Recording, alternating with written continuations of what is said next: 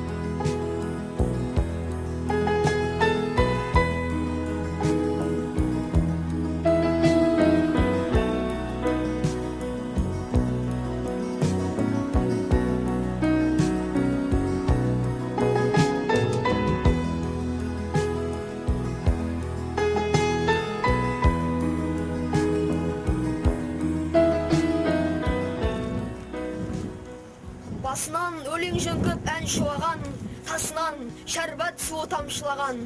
Күн ерке күлем қағып таудан шығар, бұл елге жыршы қалам, әнші қалам. Бір дейінде қалтыдақ шете Бақтыбайды басты алып жатып, мені бір ауыз өлең қылмасаң, үстіңе тұрмайын дегенде Бақтыбайдың айтқаны. Тұрысбек ешкөрмектің жырасы көп, сөзімнің өтіріктен рақшы көп. Албасты алпан тодай басталдың ғой, өгіз қара күшіме шыдашы деп. Түлен тектеп тұрадан қылмасыңды, бір ауыз өлең менен сынашы деп. Сенің таза денеңді көтерелем, аузыңнан елсіз деген күнәсі көп. Мүңкір-нәңкір басыңа әрек салар, толып жатыр бұл иттің күнәсі деп. Арашаға мен барып салмаспын, Тұрысбектей сәуре қылмасы деп. Бақтыбайдан күнәңді өлең менен қайтан саған айтыспайды. Қыз құлаған поэмасынан түсінді. Бір қыз бар, қыз құлаған текелде, тауының балдырғанды етегінде, астында шажа суы көбік шашып, жансыз тұр, қыз құлаған дегендей бас. Қыздарын қазақ малға сатқан кезде, мал берсе шалға басын шатқан кезде, даланың тәңірісі бай болысы боп, мойнына билер қарға таққан кезде. Балалар, бұл келген мақсатымыз Бақтыбай ақынның 180 жылдық мерейтойы болып жатыр. Мектебімізде үлкен ауқымды шара өтеді. Әлі талай ақынға арналады ән жырымыз. Бүгін ақын атаның кесенесіне, зират басына келіп, Құран оқытып, ақынға тағзым етіп, рухына құран бағыштамақпыз.